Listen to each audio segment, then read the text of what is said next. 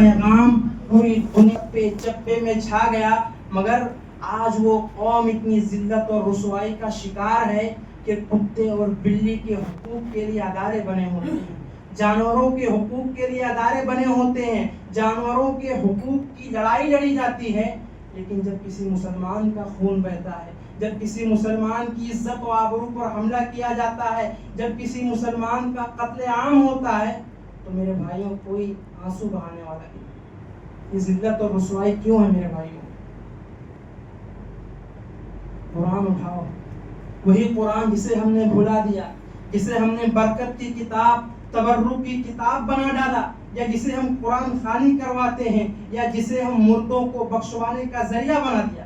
یہ قرآن تو مردہ دلوں کے لیے آب حیات ہے، اس قرآن کو اٹھاؤ۔ یہ قرآن ہمیں ایک اصول بتاتا ہے، اللہ رب العالمین فرماتا ہے ان اللہ لا یغیر ما بقوم حتی یغیروا ما بانفسہم، کہ اللہ تعالیٰ دنیا کے کسی قوم کے اوپر اپنا عذاب نازل نہیں کرتا، اللہ تعالیٰ دنیا کے کسی قوم کو ذلت اور رسوائی کے عذاب سے دوچار نہیں کرتا حتی یغیروا ما بانفسہم، جب تک اس قوم کے لوگ اپنے آپ کو نہ بدل ڈالیں۔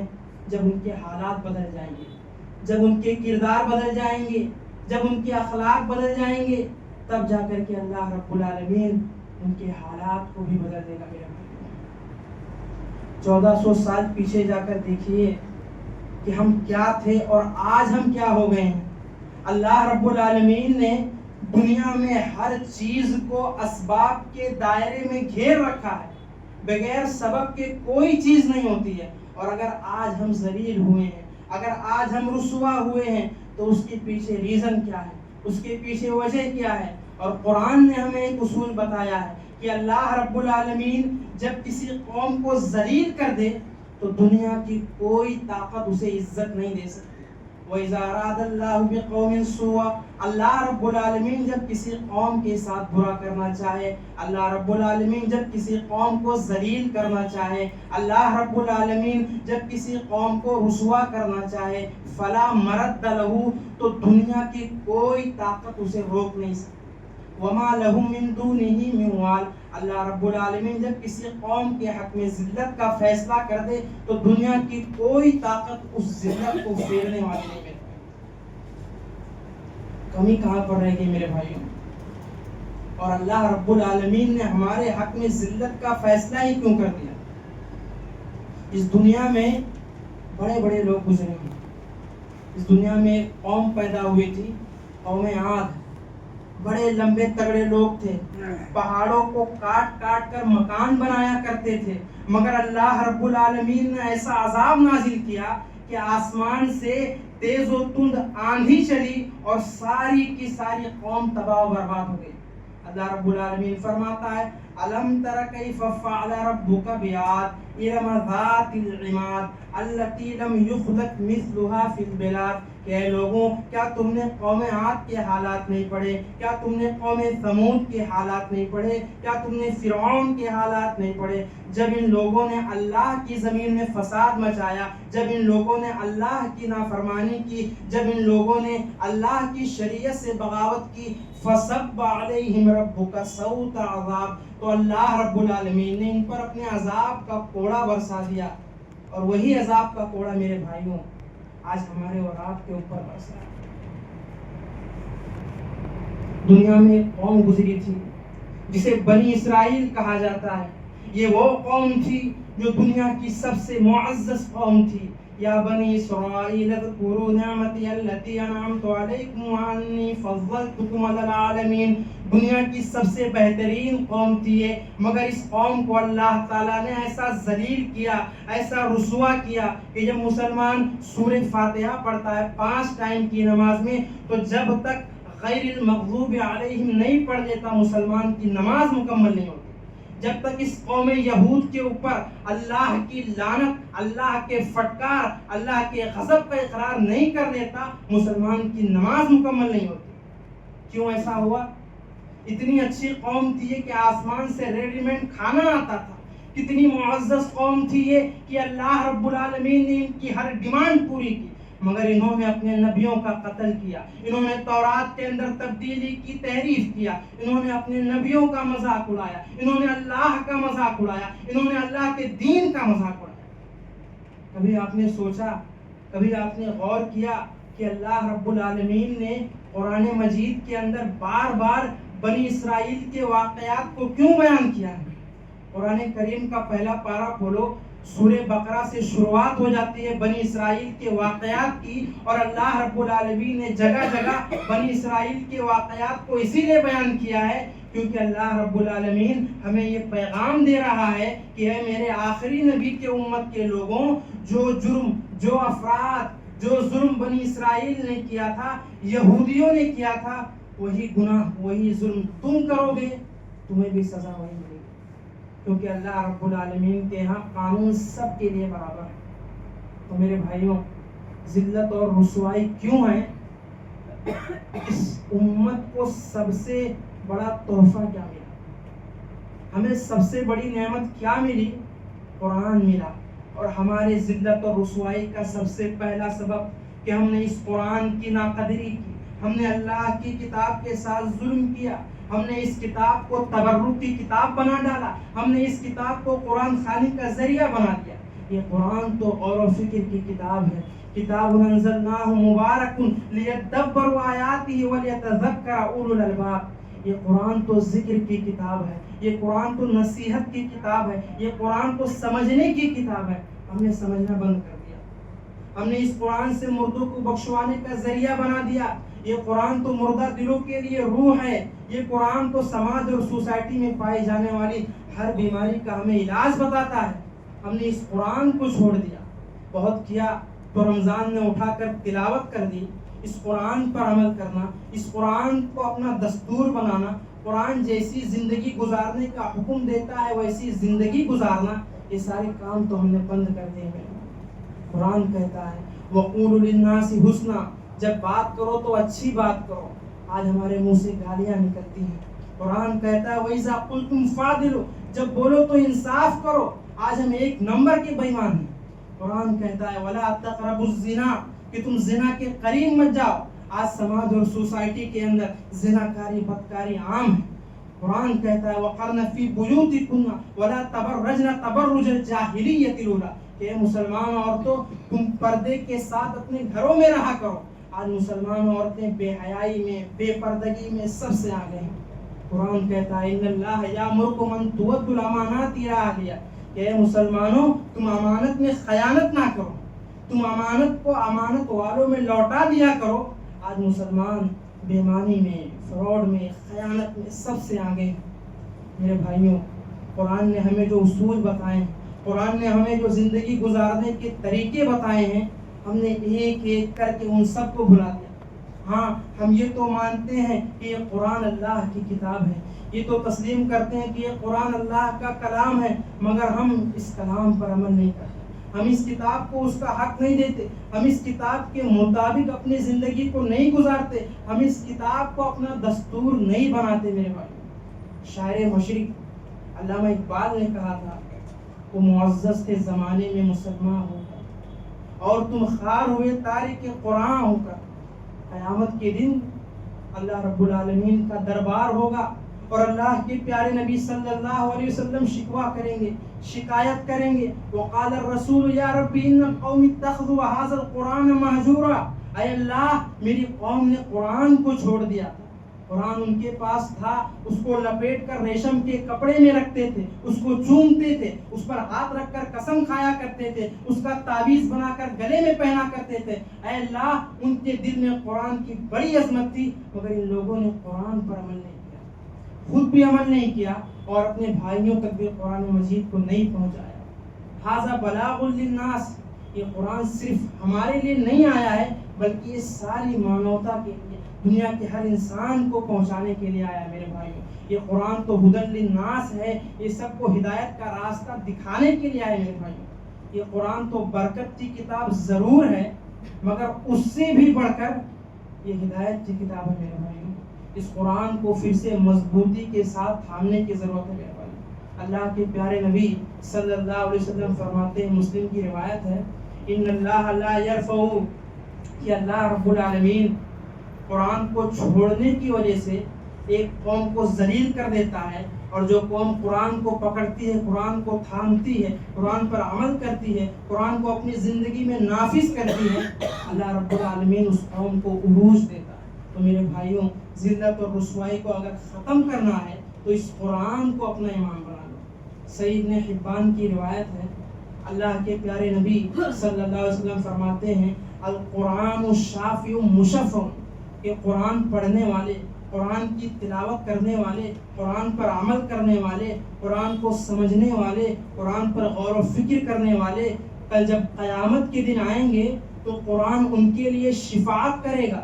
قرآن کہے گا اے اللہ تیرا یہ بندہ مجھے پڑھا کرتا تھا، لوگ راتوں کو سویا کرتے تھے، یہ تہجد میں اٹھ کر میری تلاوت کیا کرتا تھا، اے اللہ تیرا یہ بندہ مجھے سمجھا کرتا تھا، مجھ پر عمل کیا کرتا تھا۔ قرآن سفارش کرے گا اور قرآن کی سفارش قبول کی جائے گی۔ وماہل، اور قرآن جھگڑا کرے گا۔ مصدق، قرآن کی جو بھی باتیں ہوں گی اللہ رب العالمین قرآن کی بات مان لے گا، قرآن کی تصدیق کی جائے گی۔ اب میرے بھائیوں، حدیث کے آگے کا ٹکڑا سنیے کہ اللہ کے پیارے نبی صلی اللہ علیہ وسلم کیا فرماتے ہیں۔ ومن جعلہ امامہ، جو قرآن کو اپنے آگے رکھے گا، قادہ الی الجنہ، تو یہ قرآن اسے جنت میں لے کر جائے گا۔ پتہ یہ چلا کہ قرآن ہمارے آگے ہونا چاہیے، قرآن ہمارا امام ہونا چاہیے۔ ایسا نہیں ہونا چاہیے کہ ہمارا نظریہ، ہماری سوچ، ہمارے فکر کے مطابق ہم قرآن کو بنانے کی کوشش کریں۔ آج آپ سوشل میڈیا کی دنیا کا جائزہ لیں، اسلام کے نام پر گمراہ کرنے والے اس قرآن کی آیتوں کا استعمال کر رہے ہیں۔ وہ پہلے ایک نظریہ گڑھتے ہیں، ایک عقیدہ گڑھتے ہیں، ایک سوچ بناتے ہیں، پھر اس کے مطابق قرآن کے اندر آیت تلاش کرتے ہیں۔ تو میرے بھائیوں، قرآن کو اپنا امام بنانا ہے، قرآن کو اپنے آگے رکھنا ہے، تو یہ قرآن ہمیں جنت میں لے کر جائے گا۔ وَمَنْ جَعَلَهُ خَلْفَ ظَهْرِهِ، اللہ کے پیارے نبی صلی اللہ علیہ وسلم فرماتے ہیں کہ جو قرآن کو اپنی پیٹھ کے پیچھے رکھے گا، جو قرآن کو اپنے حساب سے چلائے گا، جو قرآن کا مطلب اپنے حساب سے بیان کرے گا، علامہ اقبال نے کہا تھا خود بدلتے نہیں قرآن کو بدل دیتے۔ جب یہ کام ہونے لگے گا ساقہ الی النار، تو یہ قرآن جہنم میں لے کر جائے گا۔ تو میرے بھائیو، یہ ہمارے اوپر ڈیپینڈ کرتا ہے کہ ہم اس قرآن کے ذریعے جنت میں جانا چاہتے ہیں، ہم جہنم میں جانا چاہتے ہیں۔ اور ہمارے ذلت اور رسوائی، ہمارے بربادی کی سب سے پہلی وجہ یہی ہے کہ ہم نے اس قرآن کی ناقدری کی اور اس قرآن کو چھوڑ دیا۔ اسی طریقے سے ہمارے بربادی کی، ہمارے ذلت اور رسوائی کی دوسری وجہ اور اہم وجہ یہ ہے کہ یہ فتنوں کا دور ہے۔ شیطان اور اس کے چیلے آئے دن ہمیں فتنوں کے اندر ڈال رہے ہیں، اور یہ اللہ کے نبی صلی اللہ علیہ وسلم کے الفاظ ہیں کہ ایسے فتنے پیدا ہوں گے بادروا بالاعمال فتنا کقطع اللیل المظلم، کہ اے لوگوں، کہا کہ اے لوگوں تم نیک عمل کرنے میں جلدی کرو، ان فتنوں کے آنے سے پہلے تم نیک عمل کرنے میں جلدی کرو۔ کقطع اللیل المظلم، یہ فتنے رات کی تاریکی کی طرح چھا جائیں گے۔ یصبح الرجل مومنا، اگر صبح میں آدمی مومن ہوگا تو شام میں کافر ہو جائے گا، اگر شام میں مومن ہوگا تو صبح میں کافر ہو جائے گا۔ یبیع دینہ بعرض من الدنیا، دنیا کے چند ٹکوں کے بدلے آدمی اپنے دین کا سودا کر بیٹھے گا، دنیا کی چند دولت کے بدلے آدمی اپنے دین کو بیچ دے گا۔ ایسے فتنوں کے دور میں میرے بھائیوں، جو ہدایت کا سر چشمہ ہے، جہاں سے ہمیں ہدایت ملے گی، اسے مضبوطی کے ساتھ تھامنے کی ضرورت ہے۔ اور اللہ کے پیارے نبی صلی اللہ علیہ وسلم فرماتے ہیں ترکت فیکم امرین لن تضلوا ما تمسکتم بہما کتاب اللہ و سنتی، کہا کہ اے لوگوں، میں تمہارے درمیان دو چیزیں چھوڑ کر جا رہا ہوں، جب تک تم ان دونوں چیزوں کو مضبوطی کے ساتھ تھامے رہو گے تم کبھی بھی گمراہ نہیں ہو سکتے۔ ایک کتاب اللہ قرآن اور ایک اللہ کے نبی صلی اللہ علیہ وسلم کی سنت، یہ دونوں چیزیں میرے بھائیوں باعث ہدایت ہیں۔ ہم جتنا زیادہ ان دونوں چیزوں کو چھوڑ دیں گے ہم اتنا زیادہ گمراہ ہو جائیں گے۔ اور آج کے اس ترقی یافتہ دور میں جہاں دین سے دور کرنے والے فتنے بہت زیادہ ہیں، تو ہمیں اور زیادہ ان دونوں چیزوں پر عمل کرنے کی ضرورت ہے، ہمیں اور زیادہ دین سے جڑنے کی ضرورت ہے میرے بھائیوں۔ اسی طریقے سے ہمارے بربادی کی، ہمارے ذلت اور رسوائی کی ایک بہت بڑی وجہ یہ بھی ہے کہ برائی ہو رہی ہے چپ چاپ سے دیکھو. غلط کام ہو رہا ہے چپ چاپ سے دیکھو. منع کرنے کی کوشش مت کرو, روکنے کی کوشش مت کرو, بلکہ صرف یہ کہہ کر ہٹ جاؤ کہ کم سے کم ہمارا دامن تو گندا نہیں, ہمارا دامن تو صاف ہے. میرے بھائیوں, اللہ کے یہاں صرف اتنا کافی نہیں ہے, برائی سے بچنا بھی ضروری ہے, اور اگر برائی ہو رہی ہے تو اس سے روکنا, اس سے منع کرنا بھی ضروری ہے. اللہ رب العالمین فرماتا ہے لعن الذین کفروا من بنی اسرائیل علی لسان داؤد و عیسی ابن مریم. اللہ رب العالمین فرماتا ہے کہ یہودیوں کے اوپر حضرت عیسیٰ علیہ السلام نے لعنت کی, یہودیوں کے اوپر حضرت داؤد علیہ السلام نے لعنت کی. ذالک بما عصوا وکانوا یعتدون, کہ یہودیوں کے درمیان جب گناہ ہوتا تھا, جب اللہ کی نافرمانیاں ہوتی تھی تو وہ حد سے بڑھ جایا کرتے تھے. وکانوا لا یتناہون عن منکر فعلوہ, کہ یہودیوں کے درمیان جب کوئی غلط کام کرتا تھا, جب کوئی برائی کا کام کرتا تھا, جب کوئی اللہ کی نافرمانی کرتا تھا, تو ان کے علماء بھی انہیں نہیں روکتے تھے. وہ لوگ آپس میں ایک دوسرے کو منع بھی نہیں کرتے تھے غلط کام کرنے سے. تو اللہ رب العالمین یہودیوں کے اوپر لعنت فرما رہا ہے کہ وہ برائی کو دیکھتے تھے, اس سے منع نہیں کرتے تھے. میرے بھائیوں, یہ اس امت کی ذمہ داری ہے کہ اگر برائی ہو رہی ہے تو اس کو روکے, اس سے منع کرے. اگر ہاتھ سے روک سکتا ہے تو ہاتھ سے روکے, اگر زبان سے روک سکتا ہے تو زبان سے روکے, یا کم سے کم دل کے اندر برا جانے. یہ اس امت کی ذمہ داری ہے کہ لوگوں کو برائی سے بچانے کی کوشش کریں. ایک مرتبہ حضرت زینب رضی اللہ عنہ نے کہا, بخاری کی روایت ہے کہ انہلک وفینا الصالحون, کہ اللہ کے نبی نیک لوگ, نمازی لوگ, تہجد گزار لوگ, متقی لوگ رہیں گے تب بھی اللہ کا عذاب آ جائے گا. اللہ کے نبی صلی اللہ علیہ وسلم نے فرمایا نعم اذا ظہر الخبث, ہاں اے زینب, جب برائیاں بہت زیادہ ہونے لگے گی اور برائیوں سے کوئی روکنے والا بھی نہیں ہوگا تو نمازی بھی موجود ہوں گے, تہجد گزار بھی موجود ہوں گے, متقی بھی موجود ہوں گے, تب بھی اللہ کا عذاب آ جائے گا. تو میرے بھائیوں, برائی سے بچنا بھی ضروری ہے, اور اپنے خاندان کو, اپنی فیملی والوں کو برائی سے بچانا بھی ضروری ہے. اور جس علاقے, جس محلے کے اندر ہم اور آپ رہ رہے ہیں, وہاں پر برائی سے روکنے کی کوشش بھی کرنی ہے. جتنی کوشش کر سکتے ہیں ہم کریں. اگر یہ کوشش بند ہو گئی تو ہمیں چاہیے کہ ہم اللہ رب العالمین کے عذاب کا انتظار کریں. اسی طریقے سے ہمارے ذلت اور رسوائی کی, ہمارے بربادی کی ایک بہت بڑی وجہ یہ بھی ہے کہ وہ امت جسے کلمے کے بنیاد پر ایک کیا گیا, افریقہ کا کالا, امریکہ کا گورا, ہندوستان اور پاکستان کا مسلمان قدم سے قدم, کندھے سے کندھا ملا کر اللہ رب العالمین کی بارگاہ میں کھڑا ہوتا ہے. ان کی شکلیں الگ ہیں, ان کی زبانیں الگ ہیں, لیکن ان کا کلمہ ایک ہے, ان کا دین ایک ہے, ان کا قرآن ایک ہے, ان کا نبی ایک ہے. یہ اسلام کا کمال تھا کہ یہ امت ایک ہے, مگر آج ہم نے اسے بانٹ دیا فرقوں کے نام پر, مسلکوں کے نام پر, بزرگوں کے نام پر. میرے بھائیوں, قرآن نے بڑی پتے کی بات بتائی ہے, وَأَطِيعُوا اللَّهَ وَأَطِيعُوا الرَّسُولَ وَلَا تَنَازَعُوا, کہ ایمان والو تم اللہ کی اطاعت کرو, اس کے رسول کی اطاعت کرو. وَلَا تَنَازَعُوا, اور تم آپس میں جھگڑو نہیں, تم آپس میں بٹو نہیں, آپس میں اختلاف مت کرو. کیوں؟ فَتَفْشَلُوا وَتَذْهَبَ رِيحُكُمْ, کہ تمہاری ہوا اکھڑ جائے گی, تم بزدل ہو جاؤ گے, تم کمزور پڑ جاؤ گے. میرے بھائیوں, آج مسلمان سرحدوں میں بٹا ہوا ہے, لیکن اس کا ایمان اسے ایک دوسرے سے جوڑتا ہے. اگر برما کے کسی مسلمان کا گھر جلتا ہے تو ہندوستان میں رہنے والا مسلمان اس کا درد محسوس کرے. یہ اسلام سکھاتا ہے. اگر کشمیر میں, فلسطین میں کسی عورت کی عزت لٹتی ہے تو دنیا کے کسی بھی کونے میں رہنے والا مسلمان یہ محسوس کرے کہ میری عزت لٹی ہے, میرے گھر کی عزت لٹی ہے. یہ اسلام سکھاتا ہے. اللہ کے پیارے نبی صلی اللہ علیہ وسلم فرماتے ہیں المؤمن للمؤمن کالبنیان یشد بعضہ بعضا, کہ مسلمان تو مسلمان کے لیے عمارت کی طرح ہوتا ہے, مسلمان تو مسلمان کے لیے بلڈنگ کی طرح ہوتا ہے, کہ جب ایک عمارت تیار ہوتی ہے, ایک بلڈنگ تیار ہوتی ہے تو عمارتیں آپس میں ایک دوسرے کو طاقت دیتی ہیں.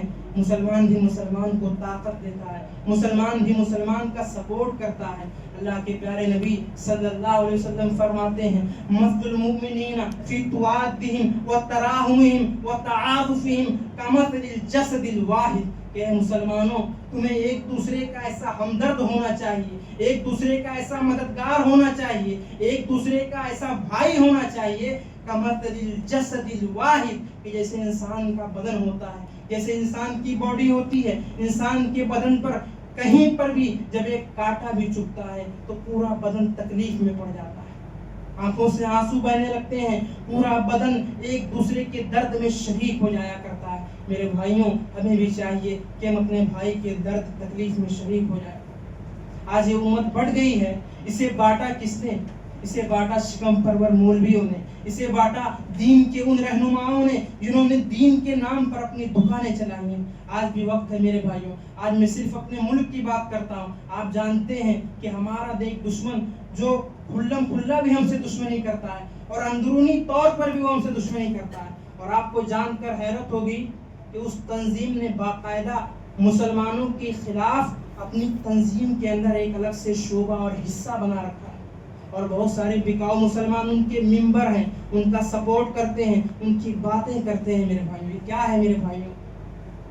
ایک مسلمان کو کم سے کم اتنا تو سوچنا چاہیے کہ ہمارے خون کی ہولی کھیلنے والا، ہمارے عزت و آبرو پر حملہ کرنے والا کبھی بھی ہمارا دوست نہیں ہو سکتا۔ اللہ رب العالمین فرماتا ہے وَلَن تَرْضَ عَنْكَ الْيَهُودُ وَلَا النَّصَارَى حَتَّى تَتَّبِعَ مِلَّتَهُمْ، کہ اسلام کے دشمن تب تک تم سے راضی نہیں ہو سکتے ہیں، اسلام کے دشمن تب تک تم سے خوش نہیں ہو سکتے ہیں جب تک تم ان کے پیروکار نہ بن جاؤ، جب تک تم ان کی ہاں میں نہ ملاؤ گے، جب تک تم غیر اللہ کے آگے سر نہ جھکا دو گے، تب تک یہ تم سے خوش نہیں ہو سکتے ہیں، تب تک یہ تم سے راضی نہیں ہو سکتے ہیں۔ میرے بھائیوں اس حد تک یہ تمہیں گرا دیں گے۔ ہوشیار رہنے کی ضرورت ہے، اتحاد پیدا کرنے کی ضرورت ہے۔ میرے بھائیوں اللہ رب العالمین اپنے نبی سے کہتا ہے ان الذین فرقوا دینهم كانوا شیعا لست منهم فی شیء، کہ اے نبی جن لوگوں نے دین کے اندر بٹوارے کر دیے ہیں، جن لوگوں نے دین کے اندر فرقے پیدا کر دیے ہیں، كانوا شیعا لست منهم فی شیء، اے نبی آپ ان سے کہہ دیجئے میرا ان سے کوئی تعلق نہیں، میرا ان سے کوئی رشتہ نہیں۔ میرے بھائیوں میرے بھائی اتحاد کی طاقت کو پہچانیے، ملت کی طاقت کو پہچانیے، تو میرے بھائیوں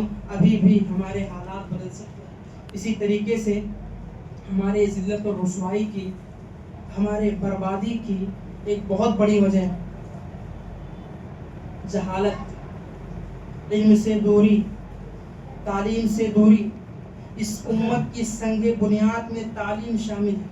اس امت کی شروعات حرا کے غار میں اقرا بسم ربک الذی سے ہوئی۔ اس امت کے رسول کے اوپر قرآن کریم کی جو پہلی 5 آیتیں نازل کی گئی اس میں علم کی بات کی گئی ہے، اس میں تعلیم کی بات کی گئی ہے، اس میں قلم کی بات کی گئی ہے۔ مگر افسوس آج جب ہم اپنے قوم کی تعلیمی حالت کو دیکھتے ہیں، نہ ہم دین کے ہوئے نہ ہم دنیا کے ہوئے۔ وہ اسلام، وہ امت کہ جس کے اندر علم کے اوپر ابھارا گیا ہے، جس کی بنیاد علم کے اوپر ہے، جس کے نبی نے فرمایا طلب العلم فریضۃ علی کل مسلم، کہ علم حاصل کرنا یہ ہر مسلمان پر واجب ہے، فرض ہے۔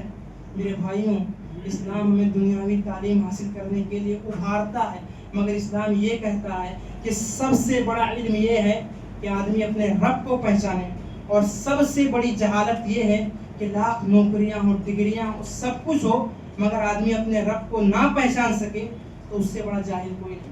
دنیا کا سب سے بڑا علم یہ ہے کہ آدمی اپنے رب کو جانے، توحید کو جانے، اللہ کو پہچانے۔ اور جب تعلیم سے دوری، علم سے دوری ہو گئی تو نتیجہ یہ نکلا کہ ہم نے جاہلوں کو اپنا مفتی بنا لیا، ہم نے جاہلوں کو اپنا امام بنا لیا۔ اللہ کے نبی صلی اللہ علیہ وسلم نے فرمایا کہ قیامت سے پہلے ایسا زمانہ آ جائے گا ان اللہ لا يقبض العلم انتزاعا ينتزعه من العباد، کہ اللہ رب العالمین دنیا سے اپنے علم کو اچانک نہیں اٹھائے گا۔ اللہ تعالیٰ اپنے علم کو اس طرح نہیں اٹھائے گا کہ اسے لوگوں کے درمیان سے چھین لے، وَلَكِنْ يَقْبِضُ الْعِلْمَ بِقَبْضِ الْعُلَمَاءِ، بلکہ اللہ رب العالمین دنیا سے علماء ربانی کو اٹھا لے گا۔ قرآن و سنت کے جانکار علماء، مخلص علماء دنیا سے چلے جائیں گے، حتی اذا لم یبقی عالما، یہاں تک کہ لوگوں کے درمیان کوئی عالم نہیں بچے گا۔ اتخذ الناس رؤوسا جہالا، لوگ کیا کریں گے؟ لوگ جاہلوں کو اپنا امام بنا لیں گے، لوگ جاہلوں کو اپنا مفتی بنا لیں گے۔ فَسُئِلُوا فَأَفْتَوْا، لوگ ان سے سوال کریں گے، لوگ ان سے فتوے پوچھیں گے اور وہ بغیر علم کے جواب دیں گے۔ فَأَضَلُّوا وَأَضَلُّوا، وہ خود بھی گمراہ ہوں گے اور پوری عوام کو گمراہ کر دیں گے۔ پیارے نبی نے اسے قیامت کی نشانیوں میں سے ایک نشانی بھی بتایا ہے، اور ہمارے بربادی کی، ہمارے ذلت اور رسوائی کی وجوہات میں سے یہ سب سے بڑی اور سب سے اہم وجہ یہی ہے کہ جہالت اور علم سے دوری۔ اسی طریقے سے ہمارے بربادی کی، ہمارے ذلت اور رسوائی کی ایک بہت بڑی وجہ یہ ہے کہ ہم دنیا پرست بن گئے ہیں، ہم دنیا دار بن گئے ہیں۔ ہمیں دنیا کے اندر اس لیے بھیجا گیا تھا کہ ہم آخرت کی تیاری کریں، لیکن ہم نے سب کچھ دنیا ہی کو سمجھ لیا ہے۔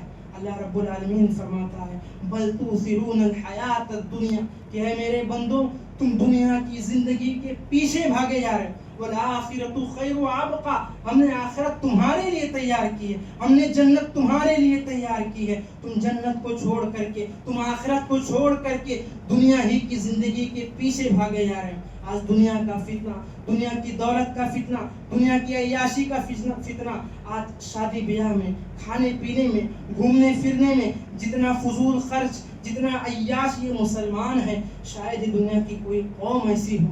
اللہ کے پیارے نبی صلی اللہ علیہ وسلم فرماتے من الفقر اخشى علیک علیکم، کہ اے میرے لوگوں، اے میری امت کے لوگوں، مجھے اس بات کا ڈر نہیں ہے کہ تم لوگ غریب ہو جاؤ گے، ولکن اخشى ان تبسط علیکم الدنیا، مجھے ڈر ہے تو اس بات کا ڈر ہے کہ تم دنیا کی رنگینیوں میں، دنیا کی دولت میں، دنیا کی دولت کے فتنوں میں اس قدر پیچھے پڑ جاؤ گے کہ تم اللہ کو بھول جاؤ گے، تم اپنا انجام بھول جاؤ گے، تم آخرت بھول جاؤ گے، تم حلال و حرام کی تمیز کرنا بھول جاؤ گے۔ میرے بھائی، یہ ہمارے بربادی کی بہت بڑی وجہ ہے کہ ہم دنیا پرست اور دنیا دار بن گئے ہیں۔ اسی طریقے سے ہمارے بربادی کی، ہمارے ذلت اور رسوائی کی ایک بہت بڑی وجہ یہ بھی ہے کہ یہود و نصارہ کے نقش قدم پر چلنا، ہمارا کھانا ان کے جیسا، ہمارا پینا ان کے جیسا، ہمارے شادی بیاہ میں ان کی نقل، ہمارا طرز معاشرت ان کے جیسا۔ میرے بھائیوں، اسلام ہمیں صرف نماز پڑھنے کا طریقہ نہیں سکھاتا، اسلام ہمیں مکمل طرز حیات دیتا ہے، اسلام ہمیں مکمل زندگی گزارنے کا طریقہ و سلیقہ سکھاتا ہے۔ ہمارے نبی نے تو ہمیں کھانے کے آداب، پینے کے آداب، لوگوں سے ملاقات کرنے کے آداب، اٹھنے بیٹھنے سونے جاگنے ساری چیزوں کے آداب ہمارے نبی ہمیں سکھا کر چلے گئے، یہاں تک کہ بیت الخلاء میں داخل ہونے اور نکلنے کے آداب، قضاء حاجت کے لیے کس پیر پر زور دے کر بیٹھنا ہے، یہ ساری باتیں ہمارے نبی ہمیں سکھا کر چلے گئے۔ لیکن آج ہم نے یہود و نصارہ کے نقش قدم پر چلنا شروع کر دیا، اور ہم اس حد تک گر گئے کہ اللہ کے نبی صلی اللہ علیہ وسلم فرماتے ہیں لَتَتَّبِعَنَّ سَنَنَ مَنْ كَانَ قَبْلَكُمْ، کہ تم اپنے سے پہلے کے لوگوں کے نقش قدم پر چلو گے، شبرم بشبرم، اگر وہ ایک بالشت آگے بڑھیں گے تو تم بھی ان کی پیروی کرتے ہوئے ایک بالشت آگے بڑھو گے، ذراعًا بذراع، اگر وہ ایک ہاتھ آگے بڑھیں گے تو تم بھی ان کے پیچھے چلتے ہوئے ایک ہاتھ آگے بڑھو گے، حتی لو دخلوا جحر ضب، یہاں تک کہ اگر وہ کسی گوہ کے بل میں چلے جائیں گے، کسی سانپ کے بل میں داخل ہو جائیں گے تو تم بھی ان کے پیچھے چلتے ہوئے، ان کی پیروی کرتے ہوئے تم بھی اسی سانپ کے بل میں چلے جاؤ گے۔ میرے بھائیوں، صحابہ کرام نے پوچھا کہ اللہ کے نبی یہ آپ کس کی بات کر رہے ہیں؟ کیا آپ یہود و نصارہ کی بات کر رہے ہیں؟ اللہ کے نبی نے فرمایا ہاں میں یہود و نصارہ کی بات کر رہا ہوں۔ میرے بھائی، آج افسوس کی بات ہے کہ آج ہم یہود و نصارہ کے نقش قدم پر نہیں چل رہے ہیں، کہ آج ویلنٹائن ڈے بنانے والوں میں ہمارا مسلمان نوجوان پیچھے ہے، کہ آج 31 کی نائٹ میں عیاشی کرنے والوں میں ہمارا مسلمان نوجوان پیچھے ہے۔ میرے بھائیوں، آج ہم نے یہود و نصارہ کے نقش قدم پر چلنا شروع کر دیا۔ ہم نے یہ سمجھا کہ آدمی شراب پینے لگے اس میں ترقی ہے، آدمی ناچنے گانے لگے اس میں ترقی ہے، ترقی اس میں نہیں ہے۔ فَلِلَّهِ وَلِعِزَّتِ وَلِرَسُولِهِ، ترقی اس میں ہے کہ آدمی اللہ اور اس کے رسول کے راستے پر آ جائے، ترقی اس میں ہے کہ آدمی قرآن اور حدیث کے راستے پر آ جائے۔ اور ہماری بربادی کی بہت بڑی وجہ یہ بھی ہے کہ ہم نے یہود و نصارہ کی نقل کرنا شروع کر دیا۔ اسی طریقے سے ہمارے بربادی کی، ہماری ذلت اور رسوائی کی ایک بہت بڑی وجہ یہ ہے کہ ہم بد کردار بن گئے ہیں، ہم نے گناہوں کا بازار گرم کر دیا۔ اللہ کے نبی صلی اللہ علیہ وسلم نے فرمایا کہ میری امت کے اندر کچھ لوگ ایسے آئیں گے جو ناچنے گانے کو حلال سمجھیں گے، ایئر فون لگا کر کے، ہیڈ فون لگا کر کے دن اور رات گانے سنیں گے۔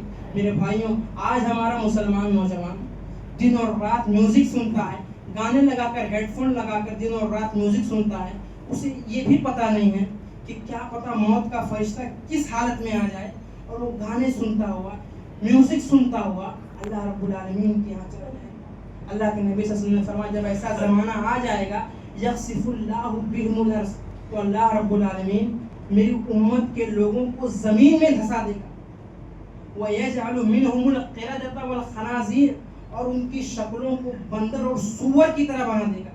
میرے بھائیوں آج افسوس کی بات ہے ہم میں سے اکثر نوجوان طبقہ, خصوصی طور سے نوجوان طبقہ گانے بجانے میں اس قدر مشغول ہے کہ اسے یہ بھی خبر نہیں ہے کیا پتہ کب موت آ جائے, کس حالت میں موت آ جائے. میرے بھائی اسی طریقے سے ہمیں ان تمام برائیوں سے خود بھی بچنا ہے اور اپنے فیملی والوں کو بھی بچانا ہے. کہ گانا بجانا یہ تو عام ہے, ہر کوئی جانتا ہے یہ چیز. میرے بھائیوں اس امت کی پہچان توحید سے ہے. اس امت کا کلمہ توحید والا ہے. جب تک یہ امت توحید پر قائم تھی زمانے میں معزز تھی, مکرم تھی, زمانے میں اس کا عروج تھا. اور جب یہ امت شرک پر آمادہ ہوئی تو اللہ رب العالمین نے ذلت اور رسوائی کے عذاب سے دوچار کیا. اللہ رب العالمین کا وعدہ ہے, اللہ رب العالمین نے وعدہ کیا ہے وعد اللہ الذین آمنوا منکم وعملوا الصالحات, کہ ایمان والو اللہ تعالیٰ تمہاری مدد کرے گا, اللہ تمہیں زمین میں طاقت دے گا, اللہ تمہارے دین کو غالب کرے گا. شرط یہ ہے یعبدوننی, تم صرف اللہ کی عبادت کرو گے. ولا یشرکون بی شیئا, اور تم اللہ کے ساتھ شرک نہیں کرو. آج یہ امت لال کالے پیلے دھاگوں کو اپنا معبود جانتی ہے, انہیں نفع و نقصان کا مالک سمجھتی ہے. کتنے آستانے ہیں, کتنے در ہیں جہاں مسلمان آئے دن اپنی پیشانی کو ذلیل کرتا ہے. سوشل میڈیا کے اوپر ایسی ایسی تصویریں آتی ہیں کہ مسلمان اپنے پیروں, فقیروں, بزرگوں, مولویوں کے آگے سجدہ تک کر دیتا. پھر کہاں رہ گیا اسلام, پھر کہاں رہ گئی توحید. پھر مجھے اللہ کے پیارے نبی صلی اللہ علیہ وسلم کی وہ حدیث یاد آتی ہے ترمذی کتاب الفتن کی, کہ اللہ کے پیارے نبی صلی اللہ علیہ وسلم فرماتے ہیں لا تقوم الساعة حتى تلهك قبائل من امتی بالمشرکین, کہ قیامت اس وقت تک نہیں آئے گی جب تک میری امت کے لوگ مشرکوں کے ساتھ مل نہیں جائیں. میرے بھائیوں آج امت مسلمہ کے اندر شرک ہو رہا ہے, بت پرستی ہو رہی ہے, اور اللہ رب العالمین کا وعدہ اس شرط کے ساتھ تھا کہ میں تمہاری مدد کروں گا, میں تمہیں عروج دوں گا, میں تمہیں طاقت دوں گا. شرط یہ ہے یعبدوننی, تم صرف اللہ رب العالمین کی عبادت کرو گے. لہٰذا میرے بھائیوں جو بھی باتیں بیان کی گئی ہیں, جس انداز میں بیان کی گئی ہیں, ہمیں چاہیے کہ ہم ان تمام باتوں پر عمل کریں. اور اللہ رب العالمین سے دعا ہے کہ اللہ رب العالمین ہماری جان و مال کی حفاظت فرمائے, اللہ تعالیٰ ہماری مسجدوں کی حفاظت فرمائے, اللہ تعالیٰ اس ٹوٹی ہوئی امت کو اتحاد نصیب فرمائے. آمین آمین. وآخر دعوانا ان الحمد للہ رب العالمین.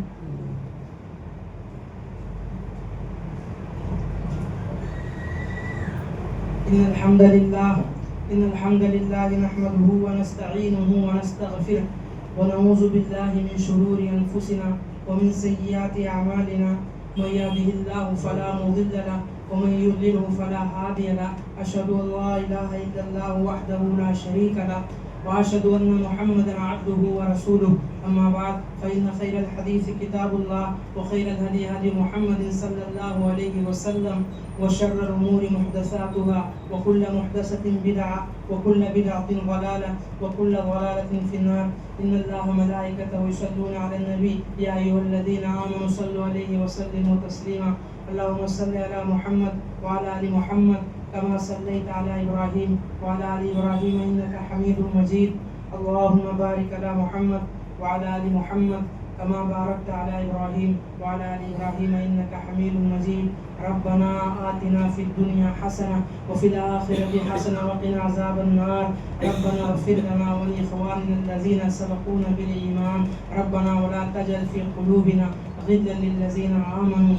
ربنا إنك رؤوف رحيم. سب بندی کر